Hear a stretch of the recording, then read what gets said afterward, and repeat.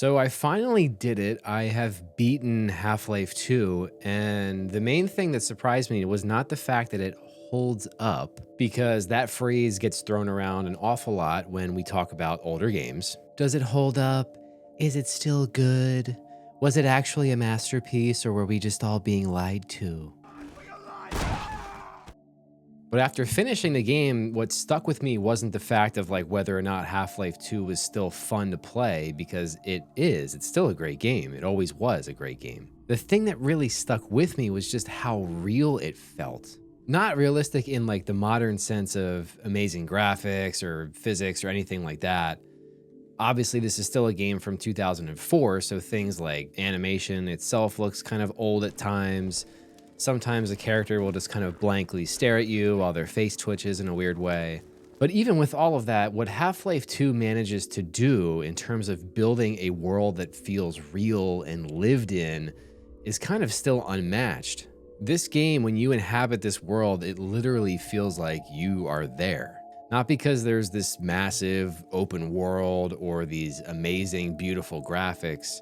There's not an encyclopedia's worth of lore on this world, and there's not layers upon layers of game systems stacked on top of one another. It feels real because the one thing that Half-Life 2 does so well is that it never breaks the spell. Half-Life 2 understands that immersion is not just atmosphere, it's continuity, it is restraint. It is pacing. It is the confidence in believing that the world that you've built is enough to sustain the player's attention. And in this game, that starts right away. One of the most impressive things that Half-Life 2 does is how quickly it teaches you what kind of world that you are inhabiting in this game. You arrive in City 17 by train. The game is not sitting you down for a lecture to describe its exposition or what you should expect. You just arrive, and within minutes, you understand that this place is cold, it is sterile, it is alien, it is controlled. The moment that you step off the train, you are immediately met by this little floating robot bastard that just starts scanning you and flashing you in the eyes. And the first time that this happens, you don't know what to make of it. Is this thing scanning you? Is it taking your picture? Is it just being an asshole? And the answer is probably all the above. But that's kind of the point, is that the game feels no need to explain what this thing is. It just puts it right up in your personal space and lets you feel what it means. And that is that you are being watched while you are here. And then you see Dr. Breen, this calm, bureaucratic face staring down at you from giant screens that loom overhead. Not presented like a traditional villain, but he's more presented as infrastructure. He is very Orwellian. He's just there. He's always above you, talking out at the city, spreading propaganda. And then you see the Combine soldiers themselves, these creepy looking militant police guard looking dudes. And you see how they're treating the people of the city. They're shoving them around. They're ordering you to pick up trash. You see how the world is responding to them. You understand the power dynamics of what is happening almost instantly, because the game is not explicitly telling you. It's not having an NPC walk up to you and explain what's going on. It's show, don't tell, at its finest. And this is the first reason why Half-Life 2 is so incredibly immersive. It makes the exposition feel like the atmosphere itself. The story is not being delivered to you from outside of the world. The world is the story. Another huge part of why this game works so well is that it never pulls you out of the perspective of Gordon Freeman's body.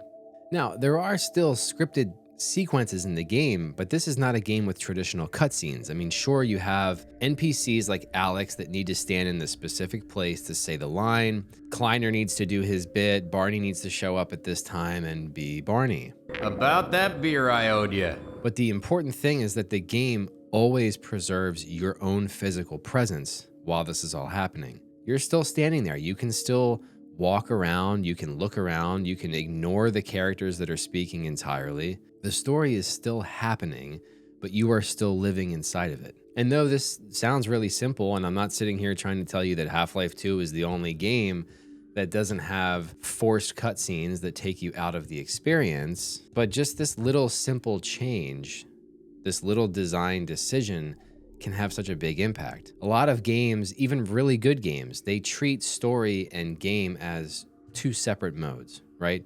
You're either playing the game or the game tells you to stop so that the story can happen and you watch. Whereas Half-Life 2 says the story is going to happen regardless of what you're doing. You can stand wherever the hell you want. And because of that, even some of the more slower sequences still feel like they're part of the same continuous experience. You are not being removed from the world to watch a movie about the world.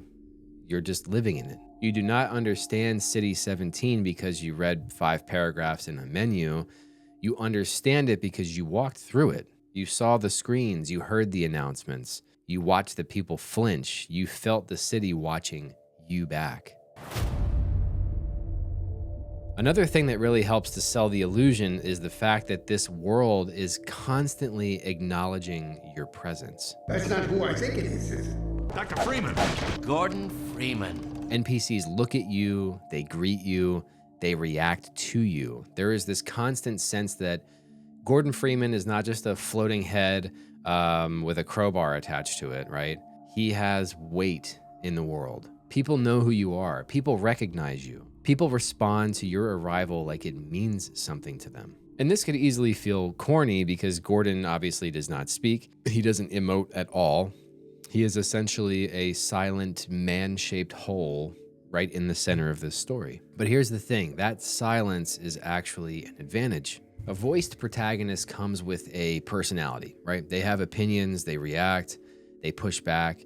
You are watching or playing someone else's experience within a world. With Gordon, there's no other character in the way. Other people in the game project meaning onto you. And because you never hear his voice to contradict it, you just start to absorb it. To the Resistance, you are the person they've all been waiting for. The symbol that things might change. And the game never cuts away from your perspective, so you feel the full weight of that interaction. A game does not always need to give the player maximum narrative agency to make them feel like they're part of the world. Sometimes all a game has to do is just make the world respond to you. And sometimes in that case, a silent protagonist is not a limitation, it's an intentional design choice.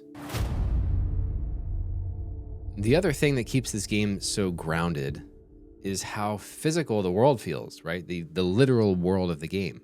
Now, the physics of this game were a huge selling point back in 2004, some 20 odd years ago. But the thing that really stuck out to me when playing it wasn't the fact that, things break and things move around, but it was the fact that the game just constantly presents you with physical interaction to make this world feel so alive and very touchable.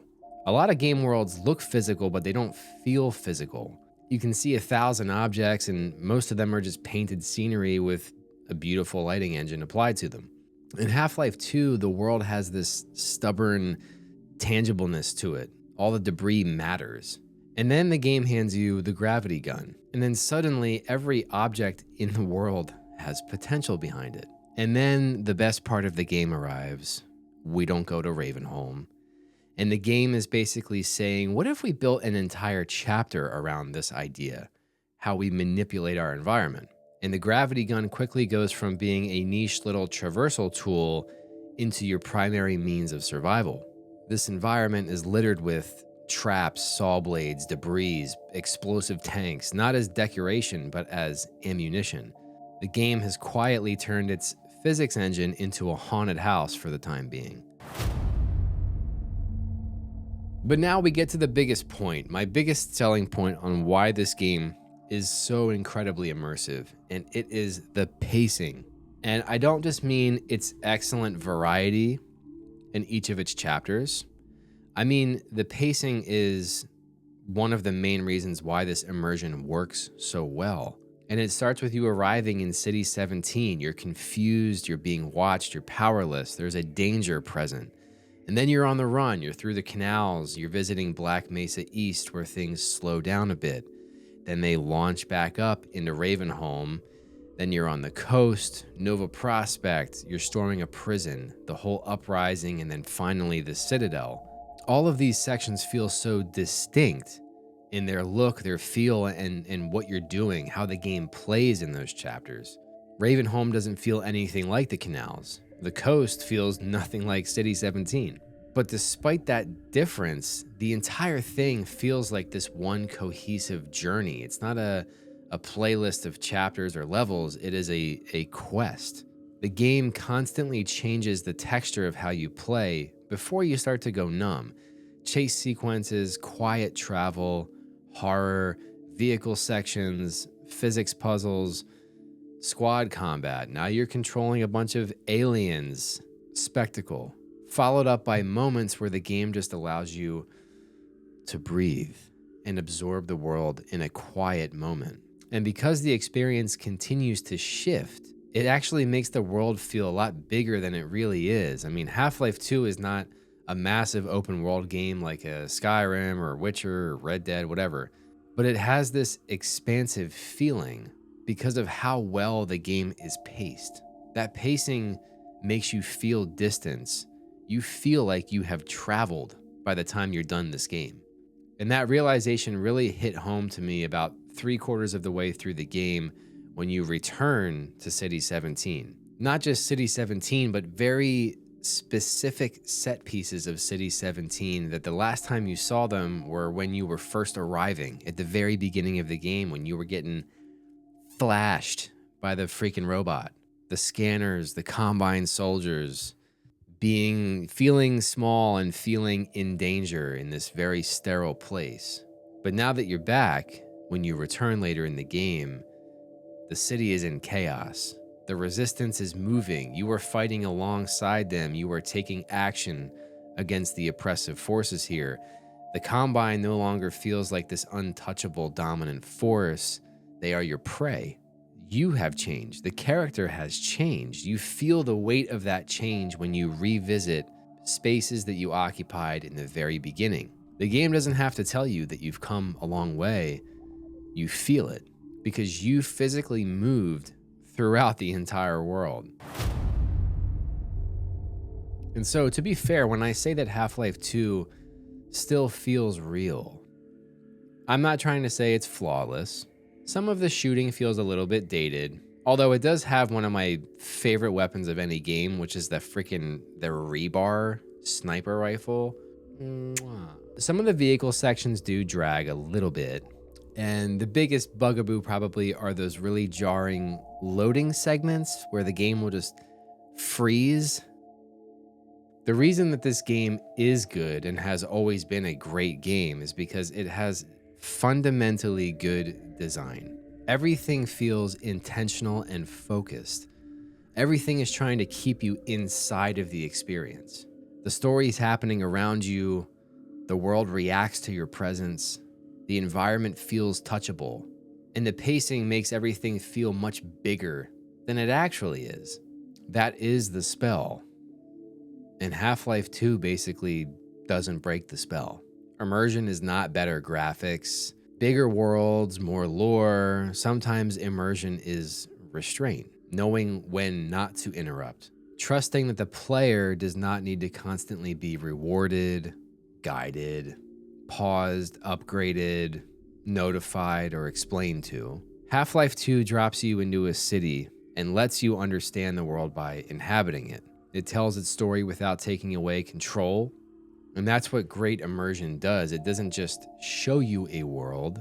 It gives you the memory of having been there, having lived in it. And for a game from 2004 to still play and feel this good, still holds up, man. Half-Life 2, why it works and why you are a fucking idiot. I played Half-Life 2 and it made me feel different about my own government. I played Half-Life 2 and it nearly broke me. I played Half-Life 2 and it made me want to kill my family. This is where I get off.